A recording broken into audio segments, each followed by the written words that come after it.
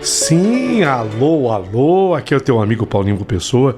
Olha, eu estou publicando hoje, agora, nesse instante, no canal novo, uma história linda, linda, linda, linda. Ela tem esse seguinte título, você vai procurar lá.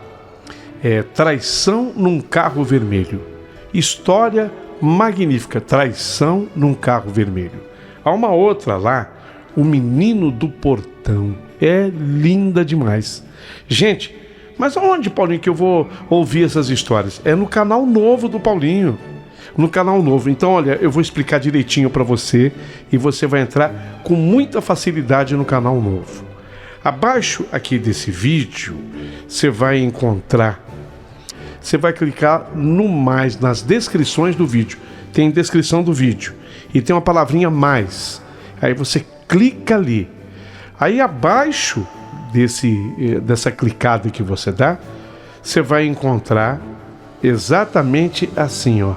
Você vai encontrar canal novo e vem o símbolo do YouTube, aquele play em vermelhinho do YouTube, e ali você clica sobre ele, pronto, você vai parar no canal novo. Entendeu como é que é fácil? Simples. Sim, porque o título desse canal novo é A Verdade de Cada Um. Mas não adianta você digitar, porque enquanto o canal for novinho assim, ele tem alguma dificuldade para abrir. É normal, por isso que eu quero você lá.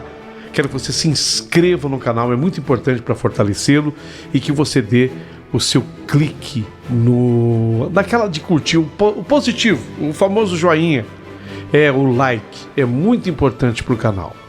Repetindo, então abaixo desse vídeo, descrições do vídeo, você clica na palavrinha mais e logo abaixo então você verá aquele símbolo do YouTube, que é o play do YouTube vermelhinho, e ali está escrito canal novo. Clicou sobre ele, você vai parar direto no canal novo. Perfeito? Posso contar com você? Histórias lindas lá, inéditas, uma mais linda que a outra. Ouça lá as histórias. Perfeito? Bom, a história que eu vou contar aqui agora é uma linda homenagem que nós fizemos ao Papa Francisco. Você sabia que o Papa só teve a história que teve porque ele viveu antes, como ser humano, uma história de amor? O Papa teve uma namorada em Buenos Aires e foi a resposta dessa namorada que fez com que ele se tornasse primeiro o padre e depois o Papa espetacular que a vida o fez. Quer saber como? Então ouça essa história. Começa agora, mas não esqueça de ir lá no canal novo, ok? Prepara o seu coração para as coisas que eu vou contar, porque a história do Papa aqui nesse canal acabou de começar. Rádio Emoção, Paulinho Boa Pessoa. A verdade de cada um.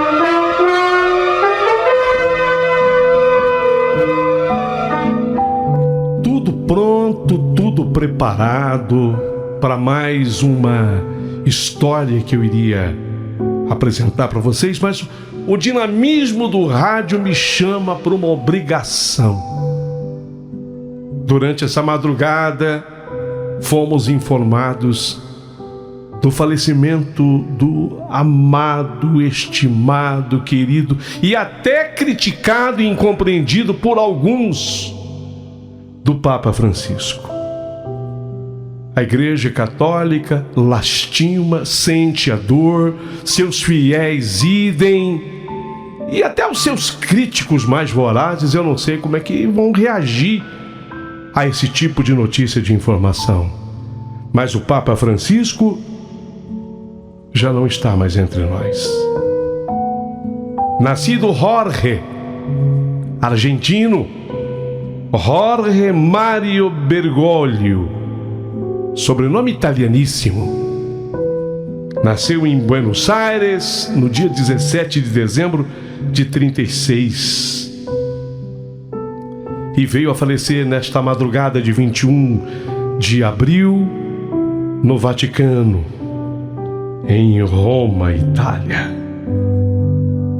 Sim, ele foi um dos sacerdotes católicos que serviu como o 266º Papa. Foi o Papa de número 266 da Igreja Católica. Papa soberano do Estado do Vaticano, além de ter sido o primeiro bispo de Roma a ser membro da Companhia dos Jesuítas. Aqui um parênteses. Os jesuítas, aqueles que estiveram com os portugueses na colonização do Brasil, é um símbolo da humildade. E o Papa Francisco, que tinha latente na sua persona a marca da humildade, fazia parte também dos jesuítas.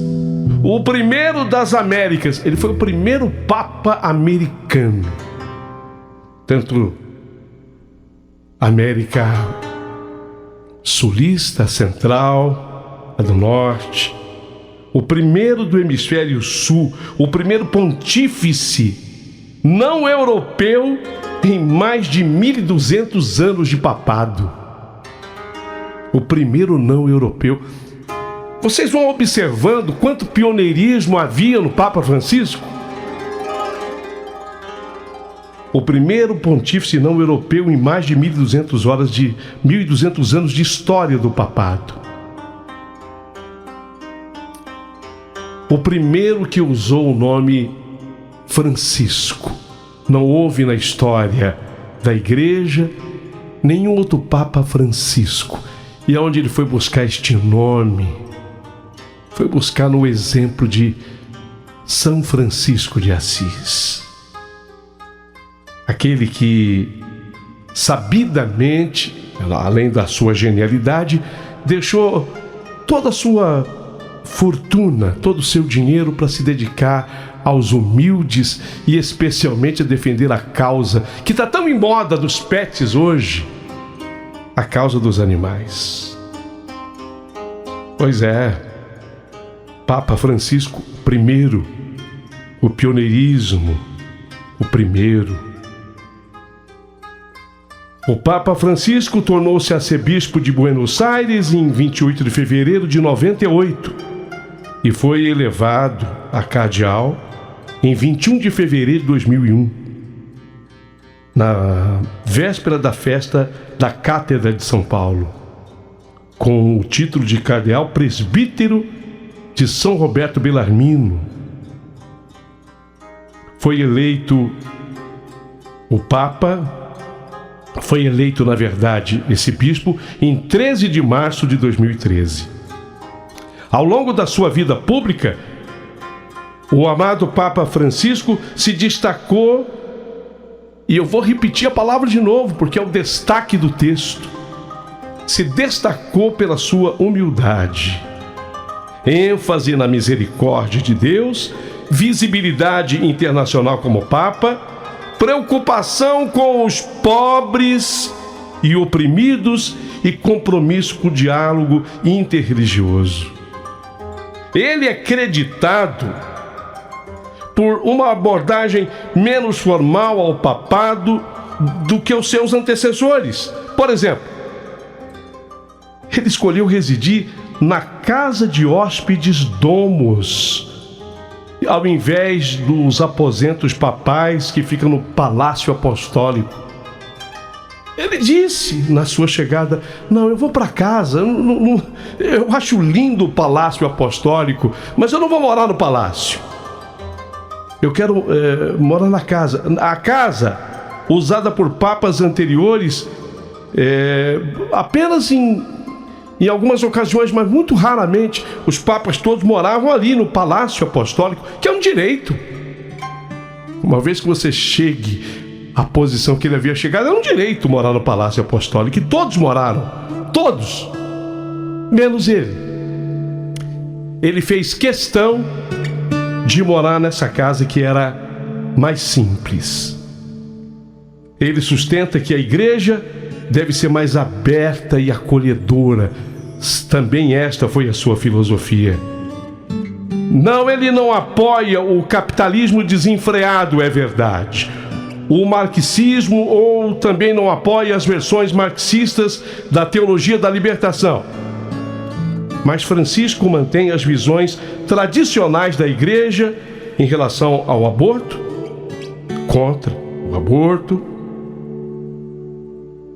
o respeito ao casamento, ele prega, assim como pregava tantas outras coisas que fazem parte da orientação da igreja. Ele mantém essas visões. Ao contrário do que muita gente imagina, e às vezes ele era criticado por isso, ele se opunha ao consumismo e ele apoia a ação sobre as mudanças climáticas. Ele acreditava que nós devemos ter a nossa responsabilidade com relação ao planeta Terra. Afinal de contas, ele sabia que não estaria aqui num futuro. Mas altruísta como era, ele estava preocupado também com esse futuro.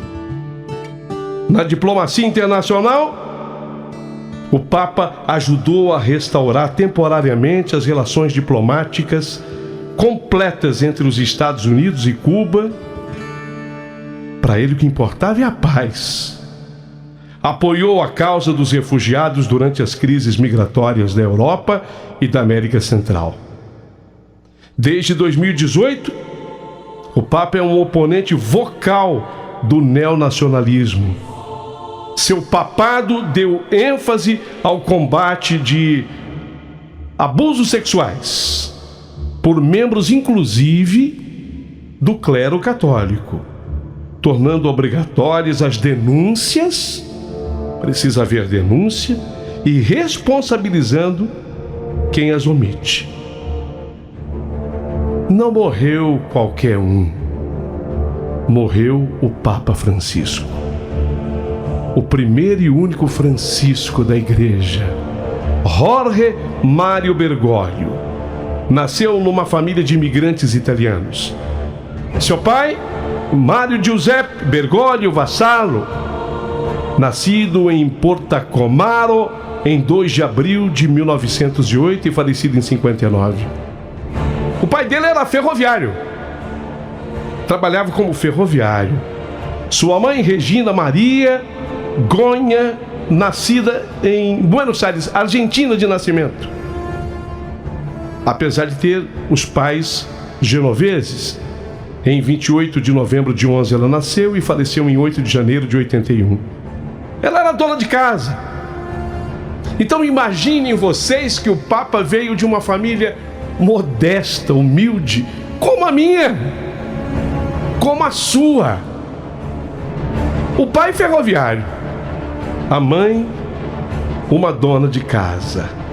Mário Giuseppe, o pai, também era bom, jogava basquetebol, era um desportista, jogava no São Lourenço. Aliás, é o clube, é o time que o Papa sempre disse ser o time dele.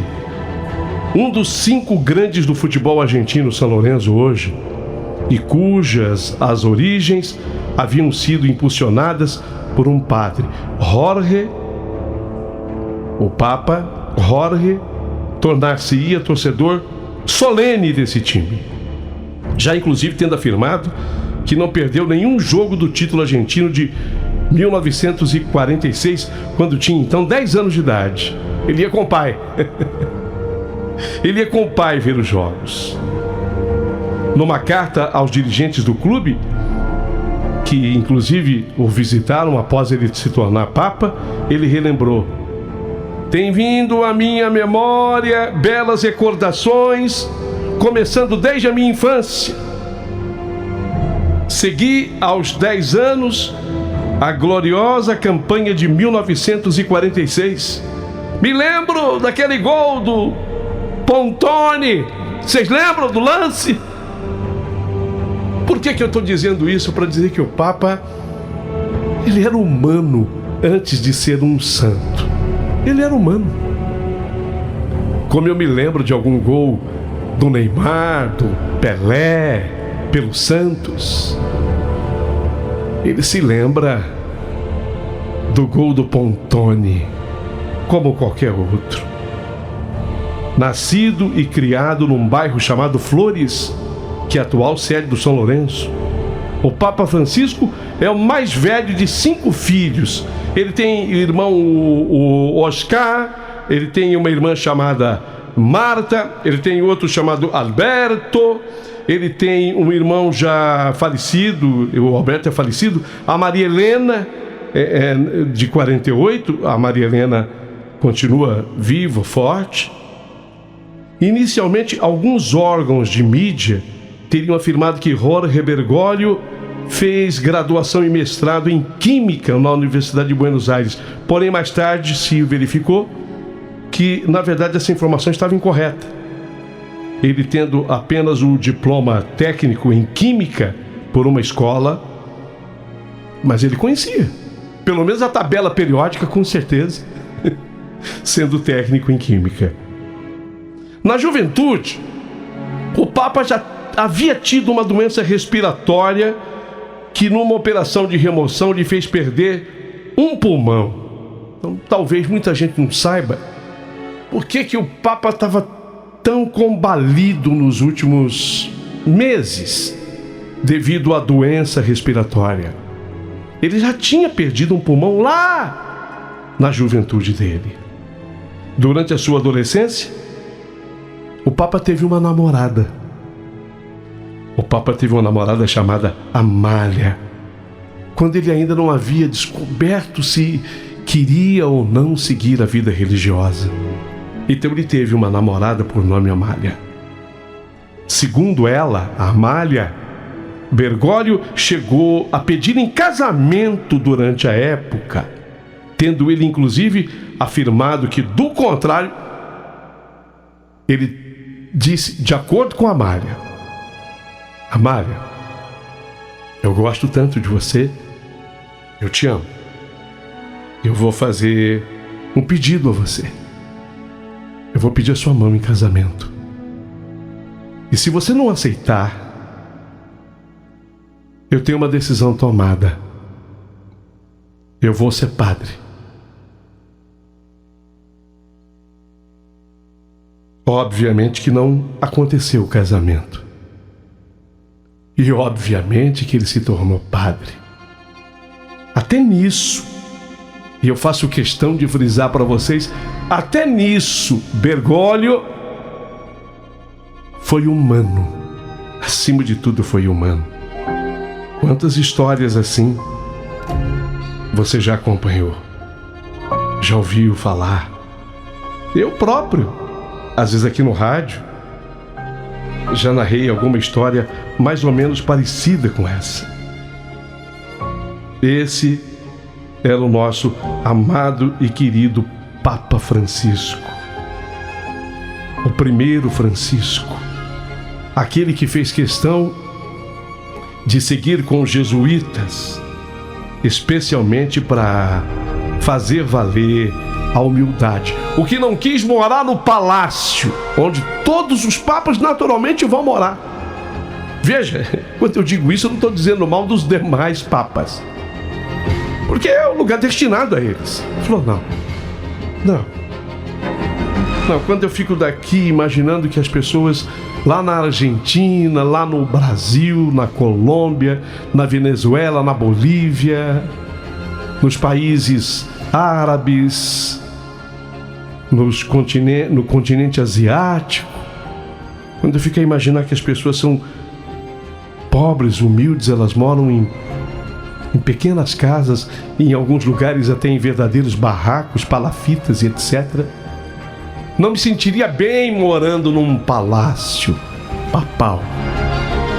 Quero morar na casa. Foi esse Papa que nós perdemos na madrugada desse 21 de abril, vítima de doença respiratória, agravada, obviamente, porque ele só tinha um pulmão. Inclusive, no dia de ontem, dia 20, domingo de Páscoa, eu ouvi. Ele fez questão, parecia que era a despedida do Papa Francisco.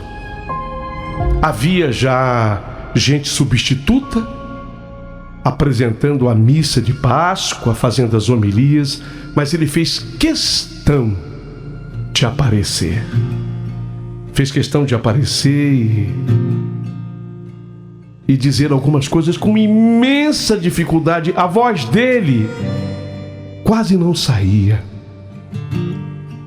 Ele foi buscar aquele último fio de voz para falar o que ele queria dizer às pessoas no domingo de Páscoa, que foi celebrado ontem. E a Páscoa é a ressurreição de Cristo.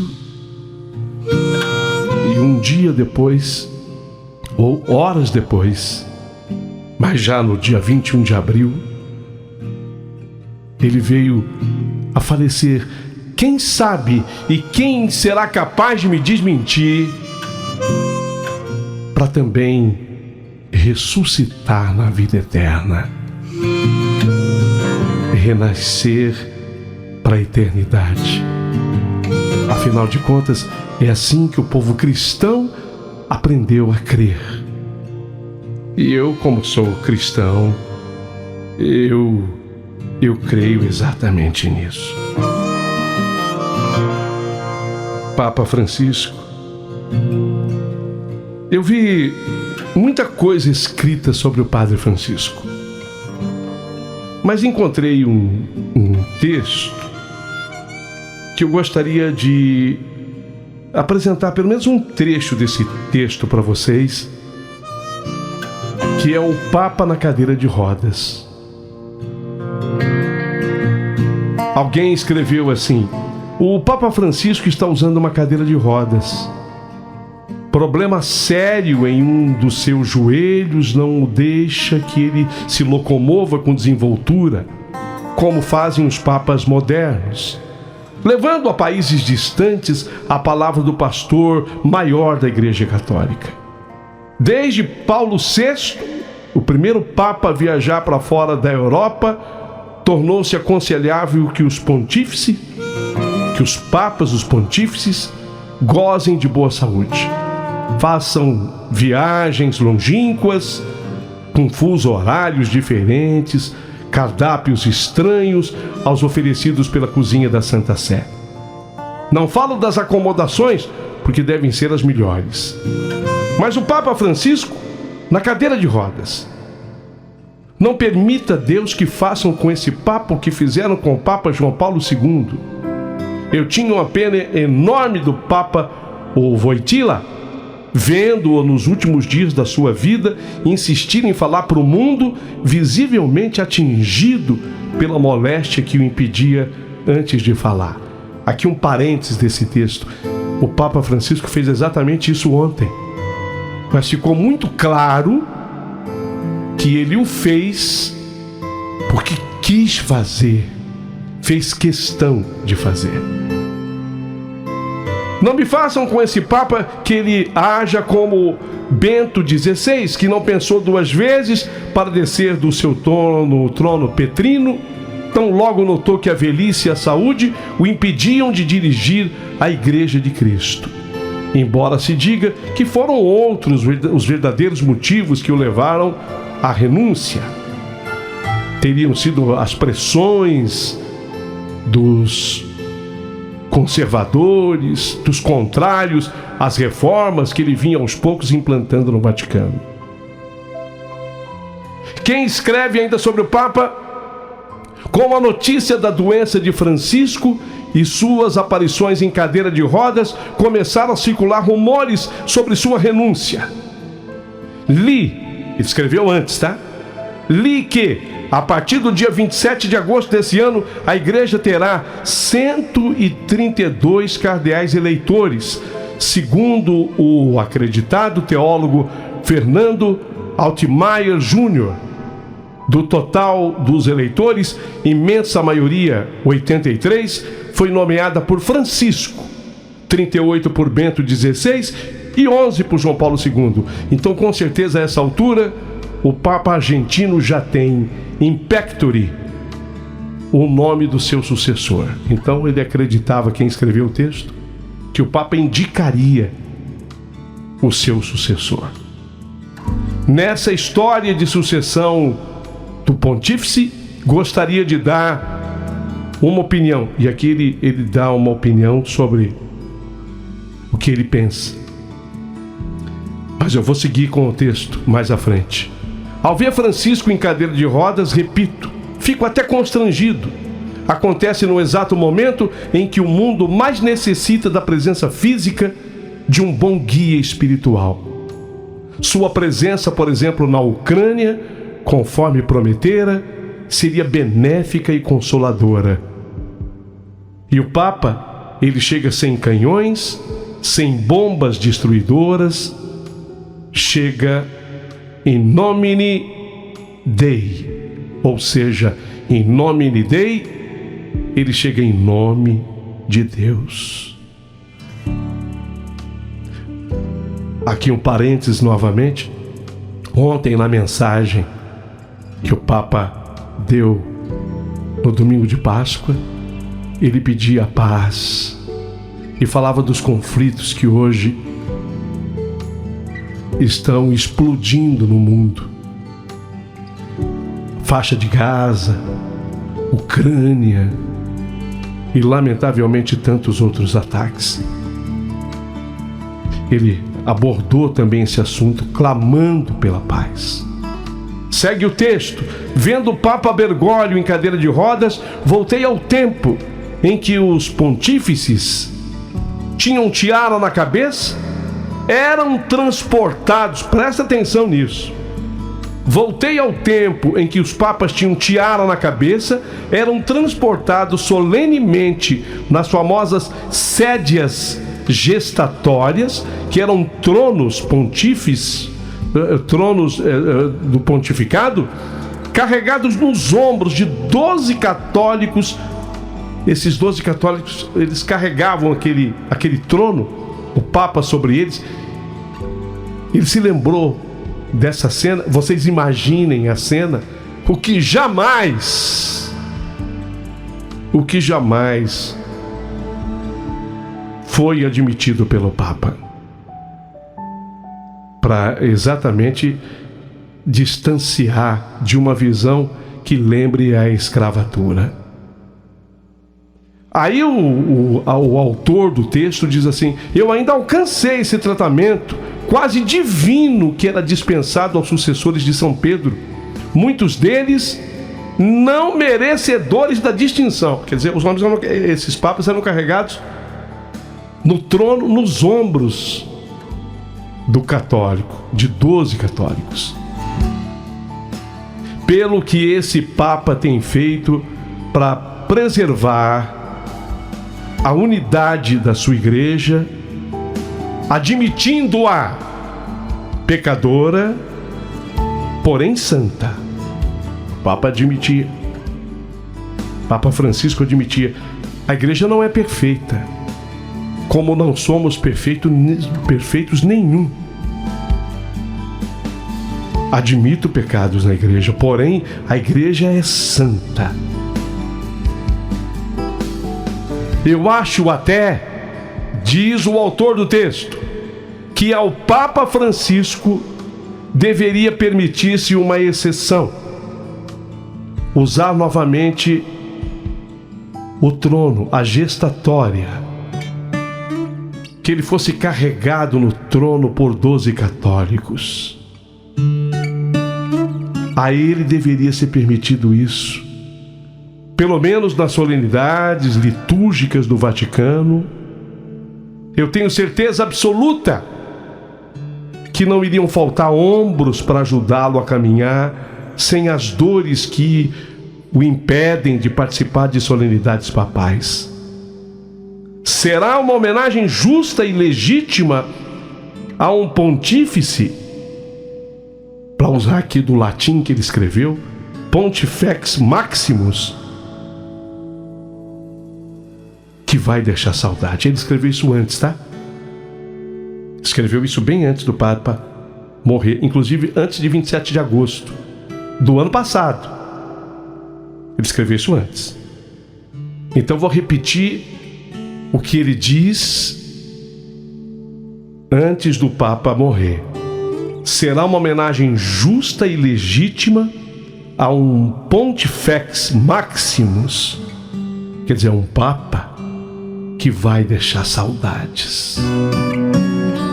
Quem escreveu esse texto foi o Felipe Jucá. Ele é o autor desse texto.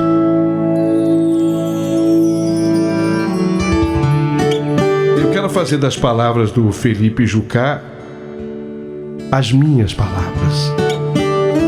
E que eu tenho certeza absoluta que será também a frase de pelo menos, sei lá, pelo menos 90% de quem esteja me ouvindo, admitindo que as pessoas são diferentes, elas pensam diferentes, especialmente admitindo que o Papa pregava isso, que é necessária a ideia democrata. O que é a ideia democrata? Cada um tem direito à sua opinião.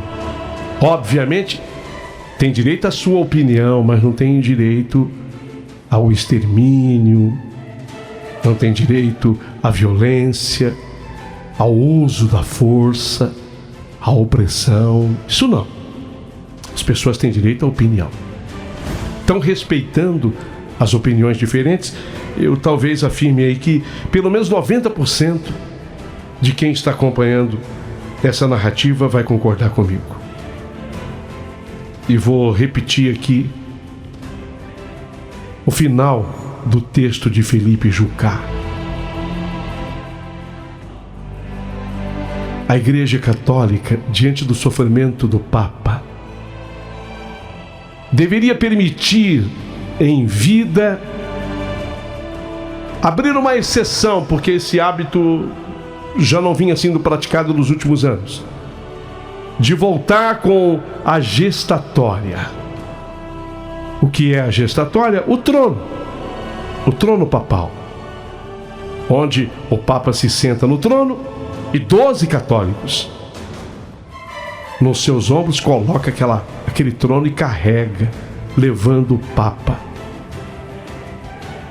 dando um caráter santo àquele homem que vai sobre os ombros dos católicos.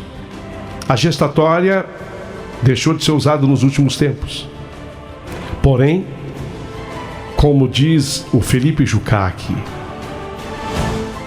deveria haver uma exceção para esse Papa Francisco. Não faltarão ombros para ajudá-lo a caminhar sem as dores que o estão impedindo de participar de solenidades papais.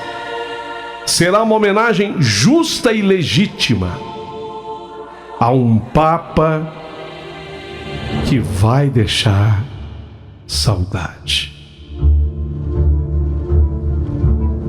Jorge Bergoglio, hermano argentino.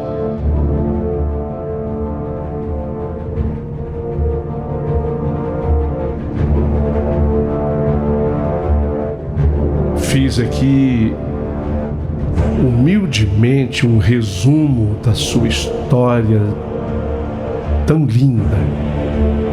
Mostrei que o senhor é considerado por mim e por muitos um homem santo, mas que apesar disso foi tão humano que teve a sua namorada, que a pediu em casamento e disse que se não desse certo o casamento, só seria um padre. Obviamente que nós sabemos que foi o que aconteceu, e graças a Deus o Senhor nos desculpe o egoísmo, mas graças a Deus o Senhor se tornou um padre e se tornou um Papa. Quando diz o Jucá que não faltariam ombros para levar aquele trono papal, aonde o Senhor seria transportado, não faltariam ombros, eu ergo a minha mão para responder a quem estiver perguntando: falta um homem para oferecer o seu ombro para levar o trono papal. Eu ergueria a mão. Não falta mais nenhum. Não falta mais nenhum. Eu ofereço o meu ombro. Porque no fundo do meu coração, Papa, eu sempre senti que o senhor merecia esse tratamento.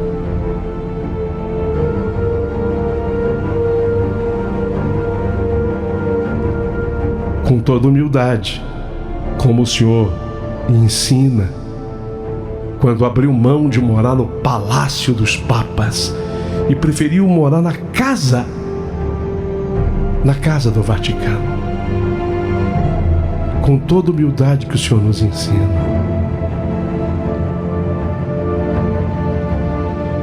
Eu afirmo que o senhor teve uma vida exemplar. E é isso que fica da sua história. Esse é o seu legado. O pedido seu de paz que seja ouvido. Seus exemplos que sejam seguidos. Mas repetindo o Jucá, o senhor é um Papa que vai deixar muita, muita saudade.